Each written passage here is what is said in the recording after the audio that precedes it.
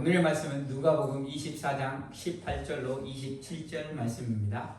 다 같이 한 목소리로 읽도록 하겠습니다. 시작. 그 한 사람인 글로바라 하는 자가 대답하여 가로되 당신이 예루살렘에 우거하면서 큰 일 거기서 된 일을 홀로 알지 못하느뇨.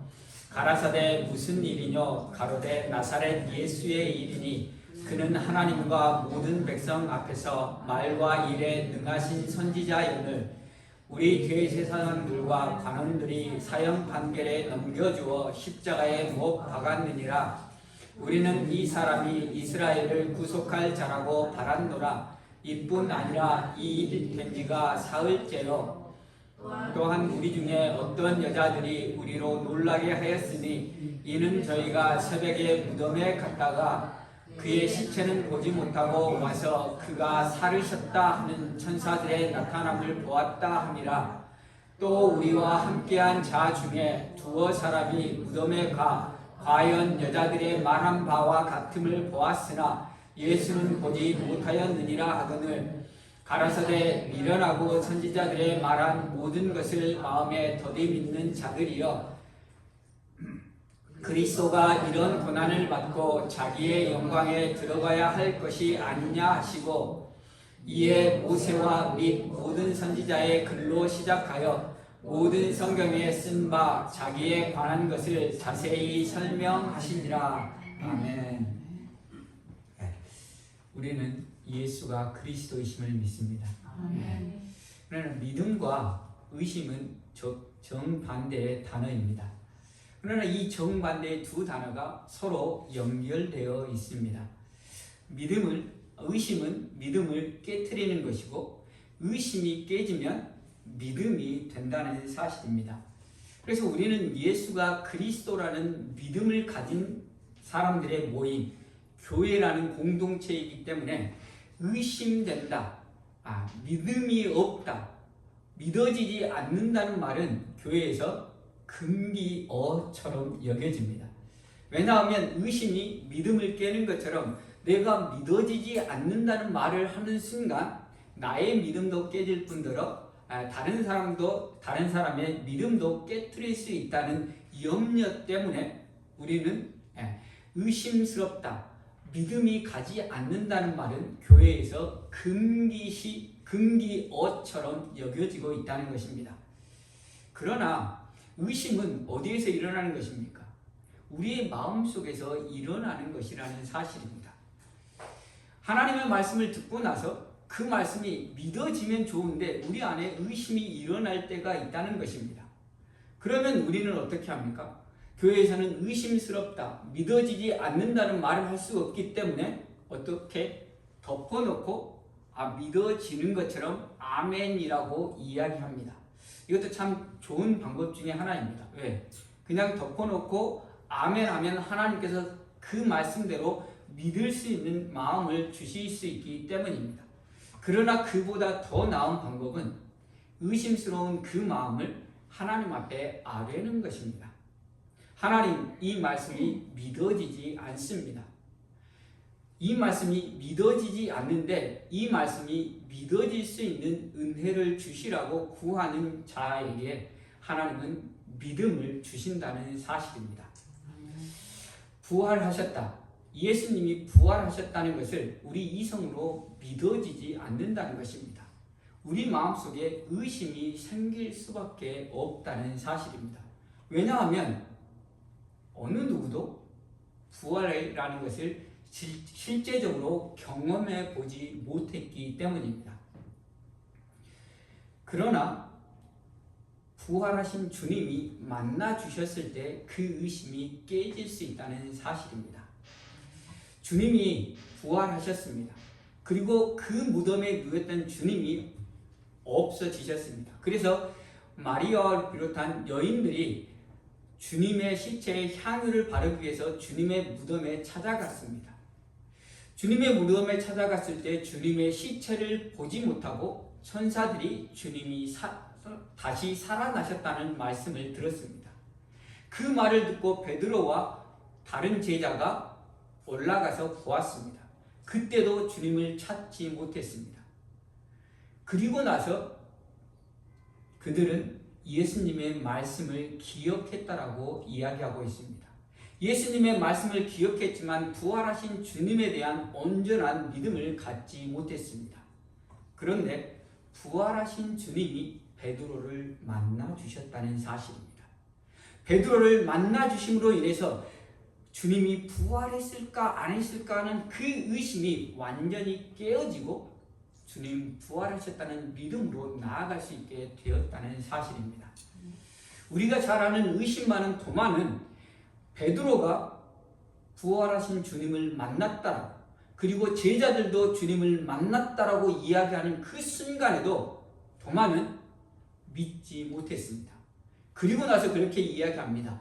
내 손가락으로 주님 못 박히신 손을 만져보고 내 손을 집어넣어서 주님의 옆구리, 창 찔린 옆구리에 내 손을 집어넣어 보아야만 내가 믿을 수 있겠다라고 이야기했습니다. 이 말을 하나님은 들으셨을 것입니다. 만약 내가 하나님이었다고 하면 너 됐다, 그만 믿어라라고 그렇게 이야기했을 것입니다. 그러나 긍휼하신 하나님은 의심 많은 도마를 그대로 내어버려 두지 않으셨다는 사실입니다. 부활하신 주님은 다시 도마를 만나 주셨습니다. 만나 주셨을 뿐 아니라 못 박힌 손을 도마에게 내밀며 네 손가락으로 만져보라고 말씀하셨습니다. 그리고 옆구리를 보여주시며 내 손을 옆구리에 넣어보라고 말씀하셨습니다. 그리고 나서 믿음 없는 자가 되지 말고 믿는 자가 되라고 말씀하셨습니다. 의심 많은 도마는 자신의 손가락 가지고 주님의 못 박힌 손을 만져보고 자신의 손을 창 찔린 옆구리에 넣어보지 않으면 믿을 수 없다라고 이야기했습니다. 그러나 부활하신 주님이 만나 주심으로 말미암아 부활하신 주님이 그 손을 만져보게 해 주심으로 말미암아 옆구리에 손을 넣어보도록 해 주심으로 말미암아 도마의 의심이 깨뜨려졌다는 사실입니다. 그 의심이 깨뜨려지는 순간 도마는 믿음으로 나아갈 수 있었다는 사실입니다. 그리고 나서 주님께 그렇게 고백합니다. 주님은 나의 주시며 나의 하나님이시라고 고백합니다.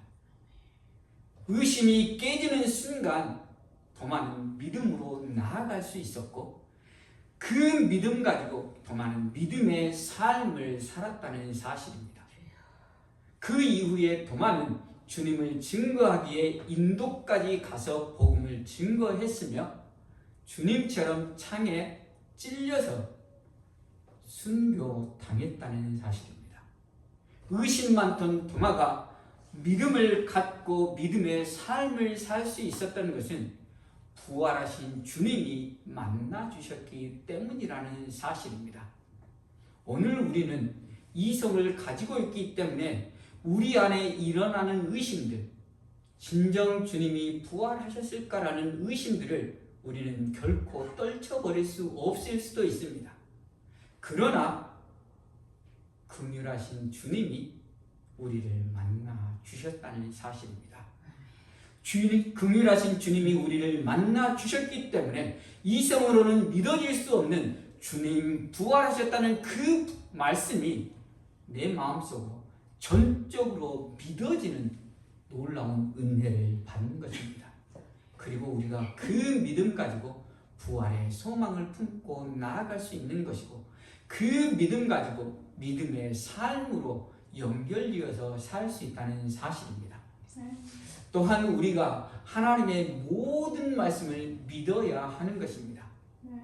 여호수아 6장에 보면 여리고성이 무너지는 이야기가 나옵니다. 어떻게 무너집니까? 이스라엘 백성들이 하루에 한 바퀴 돌고 또 하루에 한 바퀴 돌고 마지막 날은 6바퀴 돌고 소리를 이야 하면 이 여리고성이 무너집니다. 이성적으로 믿어지지 않는 말씀입니다. 그런데 우리는 실제 삶 가운데 이 말씀을 경험하고 살았다는 사실입니다. 여리고성은 무엇입니까? 우리의 힘으로 무너뜨릴 수 없는 우리 앞에 커다란 문제, 초롱성 같은 문제가 바로 여리고성이라는 것입니다. 그리고 그 문제는 내 힘으로 해결할 수 없는 문제입니다. 그럴 때 우리는 무엇합니까? 하나님 앞에 기도합니다. 내 힘으로 할 수 없게 하나님 무너뜨려 주십시오라고 기도합니다. 그럴 때 하나님께서 그 여리고성과 같은 초롱성과 같은 그 문제들을 해결해 주시는 은혜를 우리는 경험해 보았다는 사실입니다. 아멘.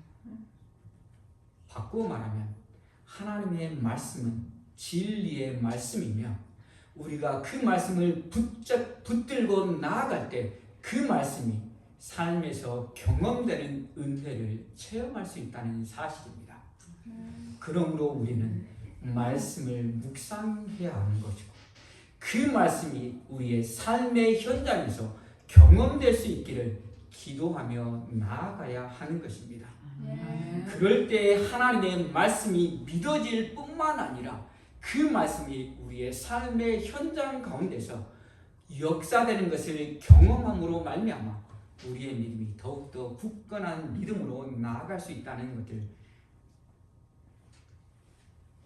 믿으시기를 바랍니다. 아멘. 우리 안에 의심이 생길 때 긍휼하신 하나님께 기도할 수 있기를 바랍니다. 아멘. 왜냐하면 믿음은 하나님의 은혜로 우리에게 주어지는 것이기 때문입니다. 부활을 아무리 설명해도 어느 누구도 우리는 이해시킬 수 없습니다.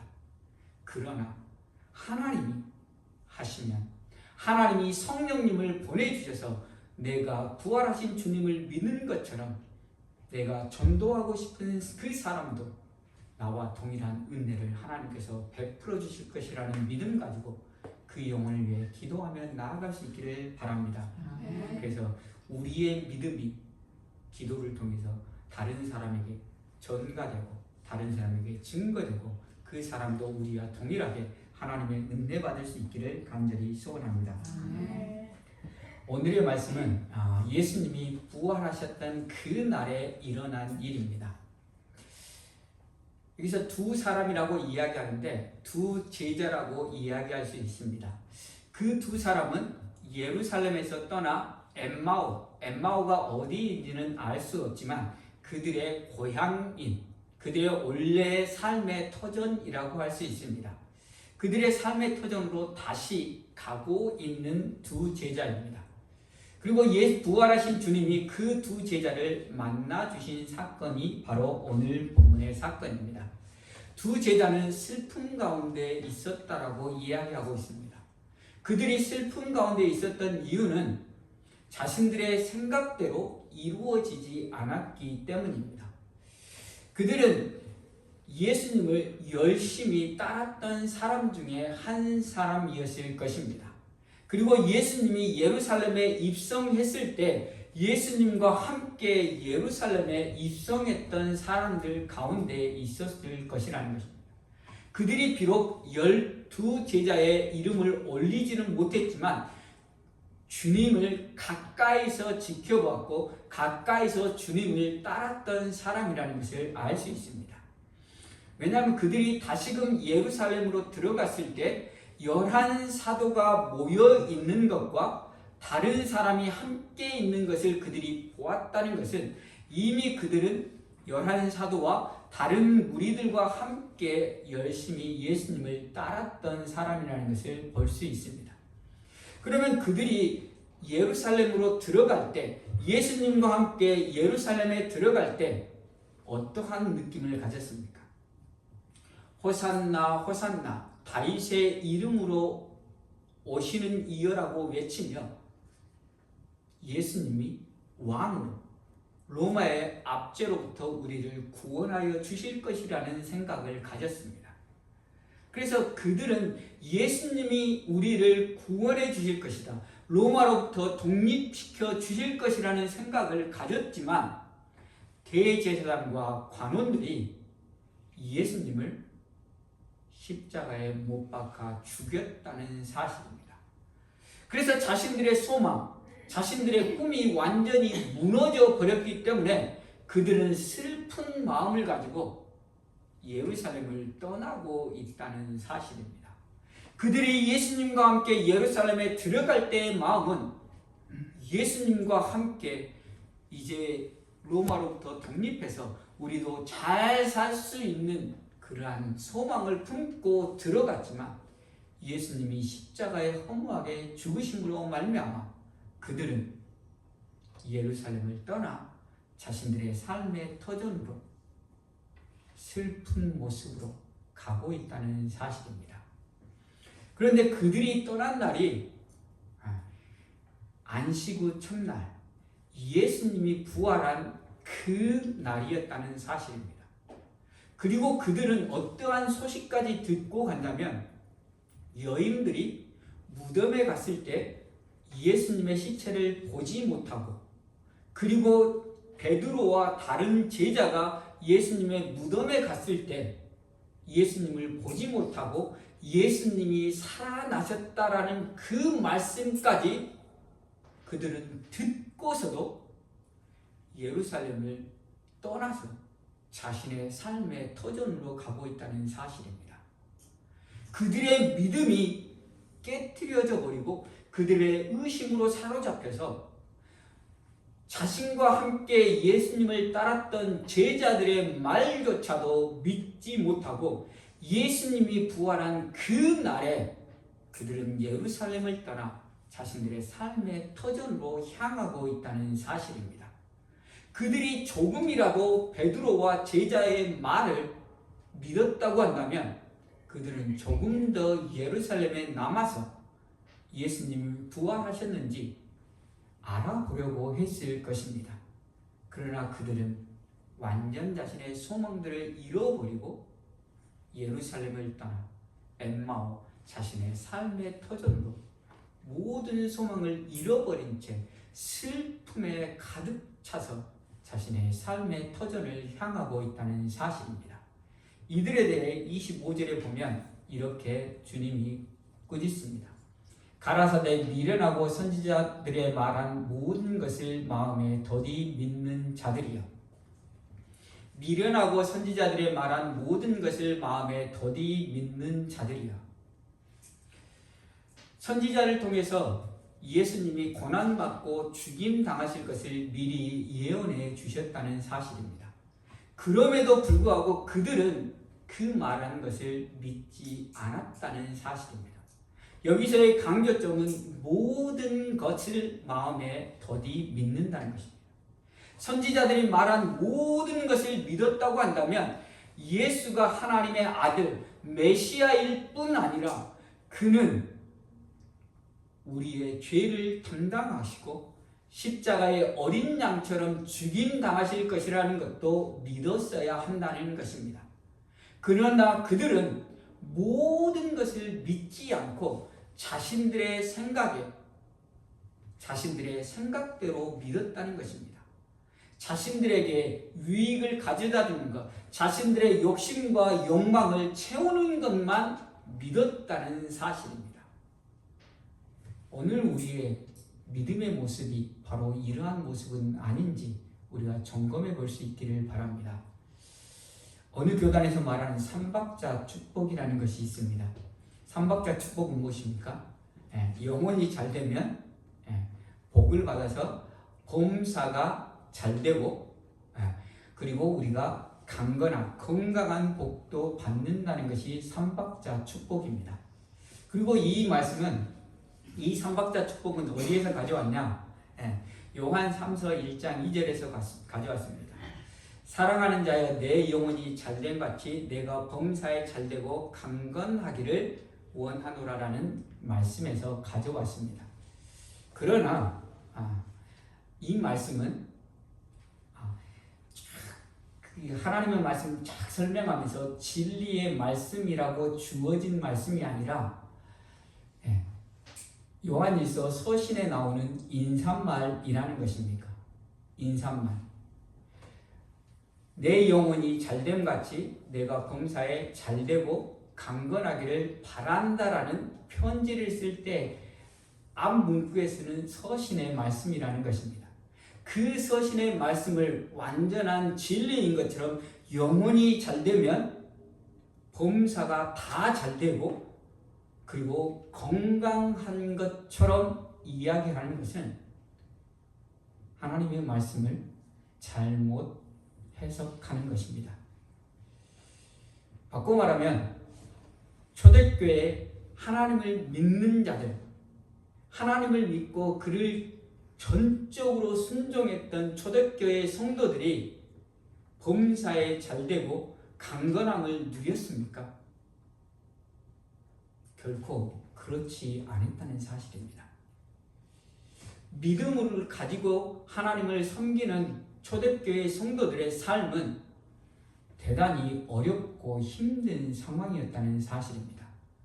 자신의 목숨조차도 지킬 수 없는 상황이었다는 사실입니다.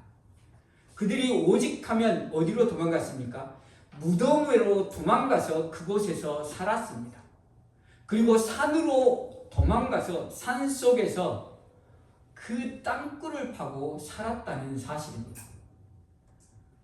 그렇다고 한다면 내 영혼이 잘됨 같이 내 영혼이 잘되면 모든 일이 잘 풀리고 모두가 다 건강하는 이 삼박자의 축복은 하나님의 말씀에 어긋난다는 사실입니다. 초대교회 성도들은 복받는 자들이 아니었다라는 결론을 지을 수 있다는 사실입니다. 하나님이 관심 갖는 것은 우리의 영혼이 하나님으로부터 구원받는 것입니다. 죄로부터 구원받는다는 사실입니다. 그리고 하나님께서 원하시는 것은 그렇게 사는 자들을 하나님께서 지키시고 보호하신다는 것이지 우리가 생각하는 복을 이 땅에서 누리고 잘 산다는 의미가 아니라는 것입니다. 그러함에도 불구하고 하나님은 믿는 백성들은 어떠한 환경 가운데서도 하나님이 그 환경을 이길 수 있는 믿음을 주신다는 것, 이것이 진리라는 사실입니다. 때로는 우리 삶에 어려운 문제가 생기기도 하고 때로는 우리 삶에 질병이 다가올 수도 있습니다. 그러나 어려운 문제로 인해서 넘어지지 않고 질병으로 인해서 우리의 믿음이 약해지지 않고 더욱더 하나님을 굳건하게 잡고 나아갈 수 있는 것이 하나님의 은혜라는 사실입니다. 이것이 바로 믿음으로 모든 것을 할 수 있다는 사도 바울의 고백이라는 사실입니다. 그러므로 믿음으로 모든 것을 견디어내며 이겨낼 수 있기를 바랍니다. 그리고 하나님의 말씀을 내가 원하는 말씀만 취사 선택해서 듣고 아멘 하는 것이 아니라 하나님의 말씀은 모든 말씀을 아멘으로 받을 수 있기를 바랍니다. 아멘. 때로는 우리에게 부담되는 말씀을 주시기도 합니다. 겸손히 낮아져 섬기라. 내 자존심을 내려놓고 종처럼 섬기라는 말씀을 주십니다. 원수를 사랑하라는 말씀을 주십니다. 참으로 받기 어려운 말씀이고 그 말씀대로 행하기도 어려운 말씀입니다. 그러나 이 모든 말씀이 하나님의 말씀임을 우리가 믿어야 한다는 것입니다. 아멘. 그리고 그 말씀에 순종하려는 마음 가지고 나아가야 한다는 것입니다. 그럴 때 하나님께서 우리에게 능력 주셔서 그 말씀을 행할 수 있는 능력을 주시는 것이고 그 말씀을 행하며 살 때 우리 안에 하나님께서 주신 기쁨과 평강이 넘치는 삶을 살 수 있다는 것입니다. 아멘. 그것을 이야기하는 것이 바로 26절, 다시 한번 26절 보시겠습니다. 그리스도가 이런 고난을 받고 자기의 영광에 들어가야 할 것이 아니냐 하시고 두 제자들이 원하는 것은 무엇이었습니까? 예수 그리스도와 함께 로마로부터 독립되고 또한 예수 그리스도와 함께 평강을 누리는 삶이었습니다.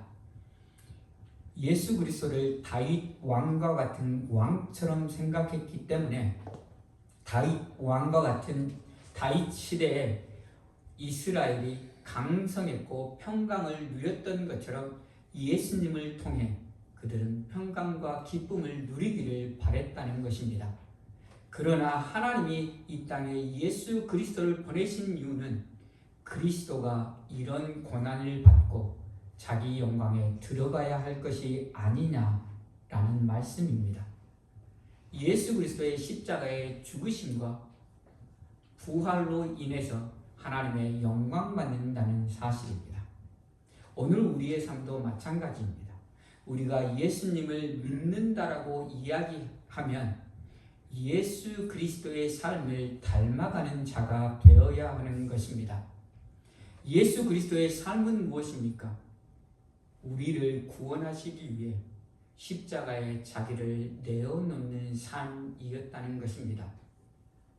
인자가 이 땅에 온 것은 섬김을 받으려 함이 아니라 도리어 섬기려 이 땅에 오셨다는 사실입니다.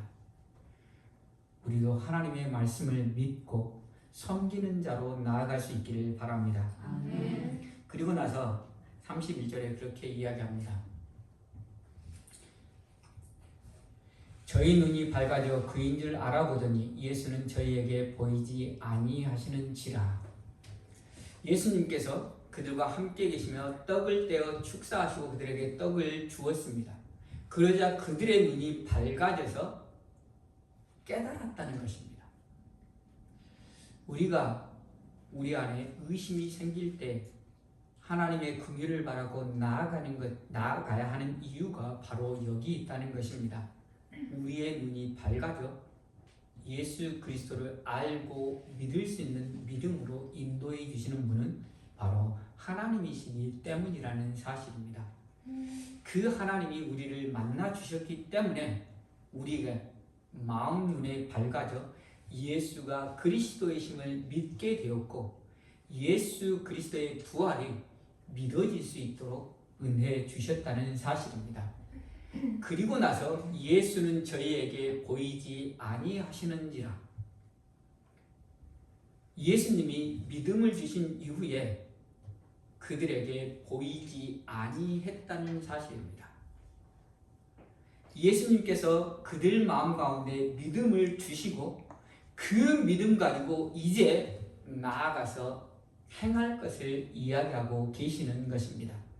그래서 우리는 계속해서 예수님을 보고 부활하신 주님과 함께하면 얼마나 좋을까라는 생각을 할 것입니다. 예수님을 눈으로 직접 보고 만지고 예수님과 함께 있으면 우리의 믿음이 더욱더 커질 것 같고 예수님과 함께 모든 것을 다 할 수 있을 것 같지만 저희에게 보이지 아니하셨다라고 이야기합니다. 예수 그리스도께서 부활하시고 승천하신 이후에 성령님을 우리 마음 가운데 보내주셨습니다.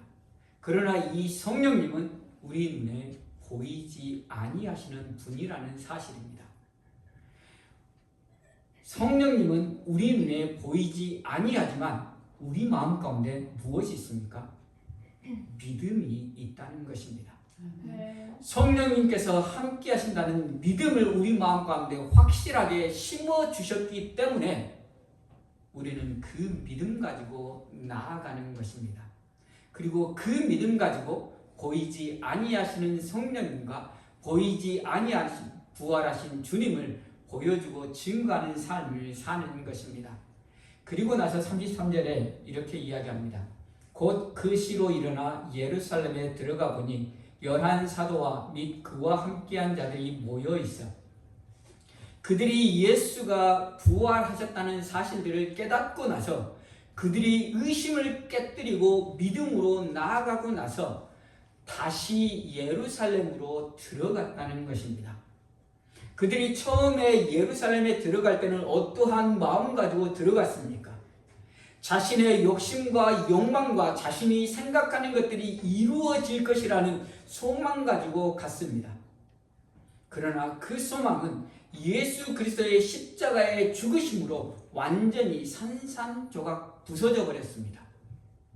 그러나 그들이 자신의 소망이 깨뜨려지고 자신의 믿음이 깨뜨려져서 의심으로 바뀔 그때 부활하신 주님이 만나주심으로 말미암아 그들이 다시금 믿음을 가졌습니다. 그리고 그들이 다시 가진 믿음은 자신의 욕망을 위한 믿음이 아니라 하나님의 말씀대로의 믿음이었다는 사실입니다. 하나님께서 주신 모든 말씀을 믿었습니다. 그리스도가 고난받고 영광으로 들어가야 한다는 그 말씀을 믿었습니다. 예수 그리스도의 십자가를 통해 우리가 구원받았다는 사실을 믿었다는 사실입니다. 그 믿음을 가지고 다시 예루살렘으로 가는 두 제자의 마음은 처음에 예루살렘에 갔던 그 마음과는 전혀 다른 마음이었다는 사실입니다. 처음에는 자신의 욕망과 욕심과 자신이 원하는 것을 얻기 위해 들어갔다고 한다면, 두 번째는 하나님의 뜻을 이루기 위해서, 하나님의 영광을 위해서 예루살렘으로 들어가고 있다는 사실입니다. 예루살렘은 어디입니까? 예수님께서 십자가에 죽으신 곳이 바로 예루살렘이라는 것입니다. 그리고 그들이 다시 예루살렘으로 들어가면 예수님처럼 십자가에 죽어야 하는 삶을 살아야 한다는 것입니다. 그들은 그 삶을 알매도 불구하고 다시 일어나서 예루살렘으로 들어갔습니다. 제자들도 그렇습니다. 예수님이 십자가에 죽으실 그때 자신의 목숨을 건지기 위해 예수님을 다 버리고 도망쳤습니다. 그러나 부활하신 주님이 제자들을 다시 만나 주셨을 때 그들은 주님의 십자가를 완전히 믿었습니다. 부활하신 주님을 완전히 믿었다는 사실입니다. 그리고 그들은 십자가를 지는 삶으로 나아갔습니다. 베드로는 십자가에 거꾸로 못 박혀 죽으면서도 기쁨으로 하나님을 찬양했다는 사실입니다. 베드로뿐 아니라 모든 초대교회 성도들이 자신의 십자가를 지고 예수님처럼 영혼을 구원하기 위해 모든 것을 던지는 예루살렘으로의 삶으로 들어갔다는 사실입니다. 오늘 우리는 무엇을 믿습니까? 왜 예수님을 믿습니까? 예수님께서 죄와 허물로 죽었던 우리들을 살리기 위해 십자가에 죽으셨음을 믿습니다. 그리고 부활하신 주님을 믿습니다. 그리고 이제 그 부활하신 주님을 위해, 하나님의 영광을 위해 나도 십자가 지는 삶을 살겠습니다라고 고백하는 우리 모두가 될 수 있기를 바랍니다. 두 제자가 처음에는 예루살렘에 자신의 영광과 자신의 욕심과 자신이 원하는 것을 이루기 위해 예루살렘에 들어갔다고 한다면, 두 번째 예루살렘은 십자가를 지기 위해 들어갔다는 사실입니다. 오늘 우리도 부활하신 주님을 만난 우리, 예수님이 나 때문에 십자가에 죽으셨다는 것을 믿는 우리도 이제 십자가를 지겠다는 마음 가지고 나아가는 저와 여러분이 되기를 간절히 소원합니다. 십자가를 진다고 하니까 대단히 거창한 것처럼 느껴집니다. 그러나 십자가를 지는 것은 아주 작은 것을 주님을 위해 포기하는 것이 십자가를 지는 것입니다. 일부를 다른 사람에게 도네이션 하는 사람은 10불을 도네이션 할 수 있고, 10불을 도네이션 하는 사람들은 100불을 도네이션 하는 사람은 1000불을, 그러니까 바꿔 말하면 1불을 도네이션 하는 마음을 가진 사람이 1000불을 도네이션 할 수 있고 10,000불도 도네이션 할 수 있다는 사실입니다. 그러나 반대로 1불을 도네이션 안 하는 사람은 결코 10불도 100불도 1000불도 10,000불도 도네이션 할 수 없다는 것입니다. 십자가를 지는 삶도 마찬가지입니다. 우리가 조그만 것 하나 양보하고 다른 사람을 섬기는 마음으로 내 것을 포기할 때 우리는 큰 것도 포기할 수 있습니다. 우리가 마음이 상하고 마음이 좁은 것은 큰 것 때문에 그러지 않습니다. 작은 것 때문에 마음이 상하기도 하고 기분이 좋아지기도 합니다. 특별히 오늘 우리가 바베큐를 하는데 가장 마음을 많이 상하게 하는 건 무엇입니까? 음식 때문에 마음 상할 때가 많습니다. 웃으시죠? 때로는 고기 한 점 때문에 마음이 상하기도 합니다. 고기 한 점 때문에 마음 상하기도 하는 우리의 연약함입니다. 반대로 고기 한 점 때문에 우리의 마음이 좋아질 수도 있다는 사실입니다. 맛있는 고기 한 점 다른 사람에게 양보할 때 그 사람은 그걸로 인해서 기쁨을 누릴 수 있다는 사실입니다. 이것이 바로 십자가를 지는 삶이라는 사실입니다. 다른 큰 것이 아니라 고기 한 점 양보하는 것, 이것이 십자가를 지는 삶이고, 이 마음 가지고 나아갈 때 우리는 모든 것을 양보하며 십자가를 지는 삶으로 나아갈 수 있다는 사실을 믿으시기를 바랍니다. 그래서 오늘 우리가 말씀대로 예수 그리스도께서 나를 위해 십자가를 지셨으니 이제 나도 주님을 위해 한 영혼을 살린다는 마음 가지고 십자가를 지는 삶으로 나아가는 저와 여러분이 되기를 간절히 소원합니다. 찬양하고 기도하겠습니다. 이 시간 말씀을 생각하며 기도하기를 원합니다. 주님이 우리를 위해 십자가를 지셨으니 이제 우리도 십자가 지는 삶을 살기를 원합니다. 십자가 지는 것은 참으로 거창한 것이 아니라 우리의 작은 것 하나, 주님을 위해 희생하는 것, 작은 것 하나 희생하며 섬기는 마음을 갖는 것입니다. 그러한 마음 주시라고 이 시간 다 함께 기도하며 나가도록 하겠습니다. 기도하시겠습니다. 하나님 아버지 감사합니다. 하나님 말씀 들으세요.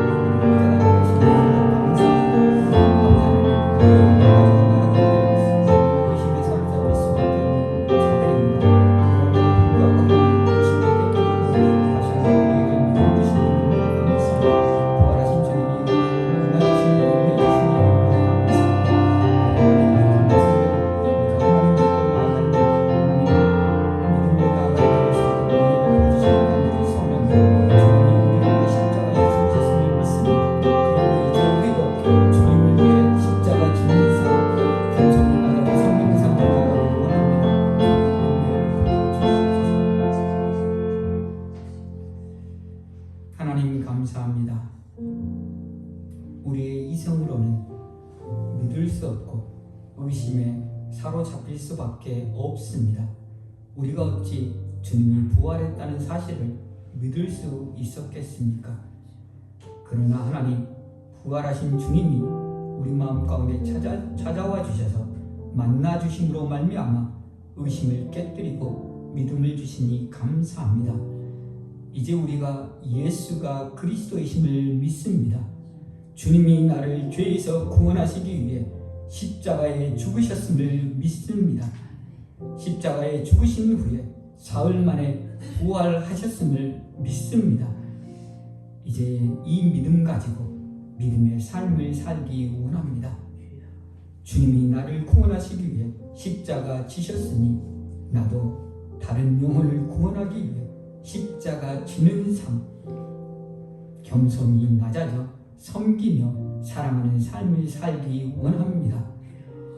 십자가를 지는 삶이 결코 큰 것이 아니라 적은 것 하나 주님을 위해 손해보고 주님을 위해 내어놓고 주님을 위해 다른 사람에게 주는 그것이 바로 십자가의 삶입니다. 오늘 우리가 바베큐 시간에도 십자가의 삶을 행하며 우리 모두가 주님의 그 사랑을 나누며 기쁨으로 주님의 은혜를 나누는 바베큐가 될 수 있도록 은혜 베풀어 주시옵소서. 모든 것에 감사하며 예수 그리스도의 이름으로 기도하옵나이다.